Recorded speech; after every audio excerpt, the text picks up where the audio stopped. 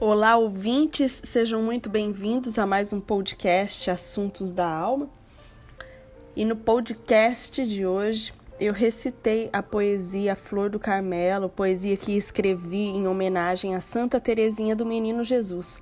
Santa Teresinha, que nasceu no dia 2 de janeiro de 1873 na França e faleceu no dia 30 de setembro de 1897 com apenas 24 anos.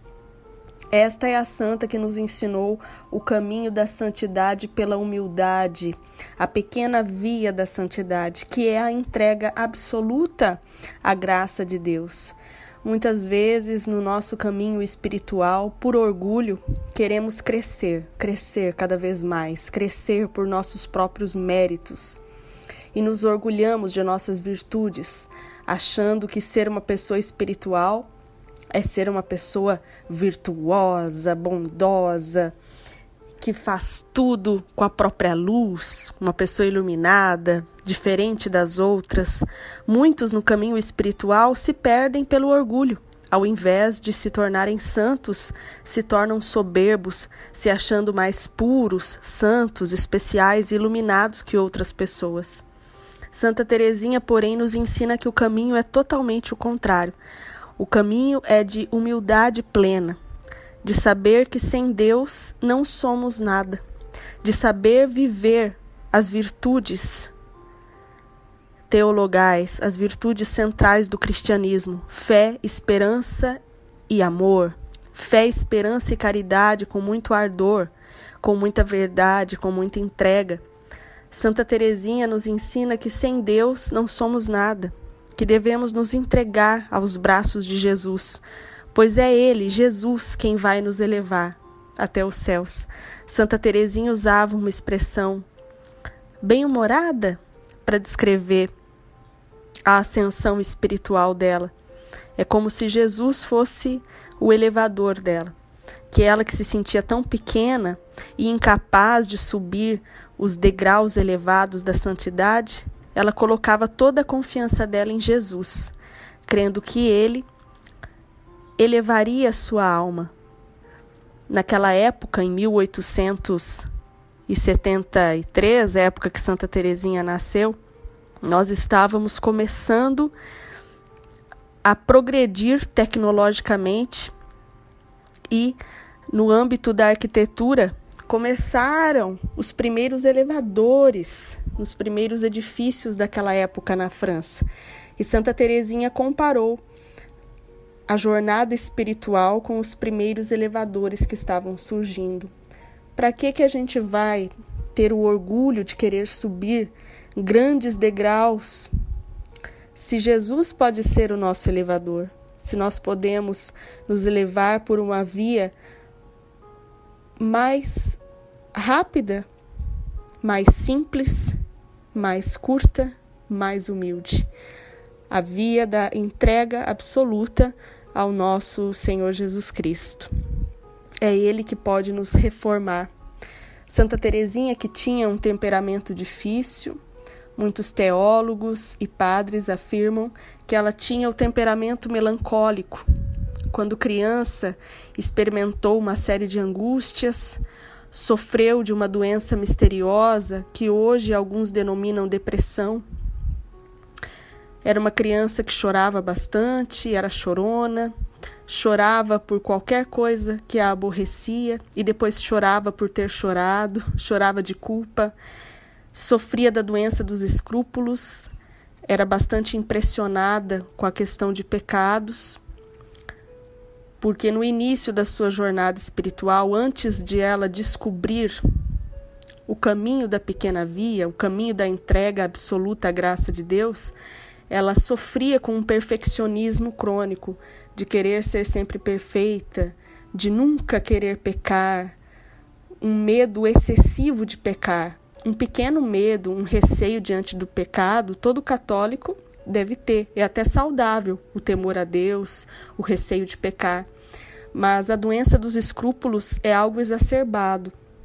É quando o medo vira pânico e a pessoa, mesmo não pecando, acha que está pecando. E, na verdade, este medo não é aquele medo saudável que nos impede de pecar e que nos leva para a graça de Deus, mas é aquele medo exagerado que, inclusive, é obra do inimigo, que muitas vezes quer nos atormentar e nos tirar do caminho de Deus, achando que somos pecadores, que tudo que fazemos é pecado. Pois é, Santa Teresinha sofria disso. Ela se sentia culpada de pequenas atitudes que nem eram pecados, na cabeça dela eram grandes pecados mortais. E ela tinha muito medo. Medo de pecar, medo de errar, medo da imperfeição. Foi então que ela descobriu que, em verdade, o caminho espiritual não se trata desse dogmatismo jansenista que rondava a França da época, não se trata desse puritanismo, do medo de pecar, desse moralismo rígido, mas sim de uma entrega total em Deus, num amor perfeito. Onde há amor, não há temor, como está na Bíblia. Ela decidiu viver pelo amor. Viver pelo amor e pela confiança em Deus, pela confiança na graça de Deus. Os pecados deixaram de apavorá-la, porque ela confiava na misericórdia de Deus, na compaixão de Deus. Humildemente ela admitia que não era nada sem Deus. E que Deus era o único que poderia salvá-la e que Deus era o único que poderia reformar as imperfeições da sua alma, ter misericórdia em relação aos seus pecados e elevá-la até Ele. Deus que perdoou o filho pródigo, Deus que perdoou Madalena, que perdoou Agostinho, é o Deus que poderia salvá-la. Santa Teresinha, em seus escritos, tinha muita admiração pelos pecadores que viraram santos, como Santo Agostinho. Ela tinha verdadeiro fascínio por essas histórias de conversão mais difíceis. Então ela passou a confiar plenamente, unicamente, na graça de Deus para a sua própria conversão. Ao invés de confiar em si mesma, no próprio progresso, ao invés de confiar nas próprias virtudes, ela passou a confiar única e exclusivamente em Deus, na graça de Deus. Ao invés de se forçar para ter méritos, já que ela, se comparando aos grandes santos, se sentia tão pequena e sem mérito, ela passou a confiar única e exclusivamente na graça de Deus para ser santa e conseguiu, inclusive, ser uma grande santa. Hoje ela é uma das maiores santas da Igreja Católica, uma das santas mais populares. E o que Santa Teresinha tem para nos ensinar em período de pandemia do coronavírus? Sobre entrega. Eu sei que muita gente está estressada, eu sei que muita gente está se sentindo de mãos atadas neste período, trancafiados em casa. Muitos estão sem ter o que fazer, muitos estão perdendo a esperança. Mas talvez este seja um momento que vai nos santificar, que vai nos evoluir, que vai nos elevar até Deus. Precisamos, neste momento, desenvolver as virtudes teologais, pedir para que Deus derrame as suas graças sobre nós, para que Deus coloque em nossos corações as santas virtudes de fé, esperança e caridade. Se o ser humano não desenvolver agora fé, esperança e caridade, talvez ele nunca mais terá outra oportunidade de desenvolver tais virtudes. Este período de pandemia é uma provação que veio para testar a nossa esperança. Não vamos perder a esperança, meus irmãos. Vamos nos entregar absolutamente a Deus, deixar Deus agir. E quando eu digo entrega absoluta a Deus, eu não estou dizendo para a gente ficar de braços cruzados. Vamos fazer a nossa parte, vamos ser prudentes, vamos fazer tudo o que tiver ao nosso alcance em níveis de prevenção.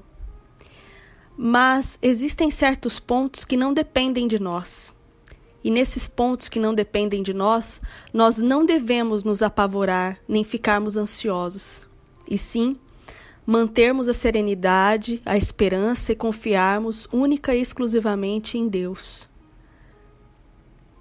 Sejamos pacientes para esperar esta pandemia passar. Vamos renovar a nossa fé. Eu sei que muitos se encontram cansados, abatidos, mas vamos nos lembrar de Isaías 40. Aqueles que esperam no Senhor renovam suas forças. Ele dá-lhes asas de águia, correm sem se cansar, vão para a frente sem se fatigar. Vamos para a frente, meus irmãos. Eu não sei o que nos espera. Eu não sei qual vai ser o novo normal. Não sei a data da vacina, nem como a vida vai se proceder em 2021. Mas eu sei que Deus vai prover uma realidade de cura para nós. Eu sei que Deus vai inspirar cientistas, que Deus vai conectar pessoas e derramar bênçãos de cura, milagres de esperança. Santa Teresinha, neste período de pandemia, pode nos ensinar a arte da entrega absoluta para Deus.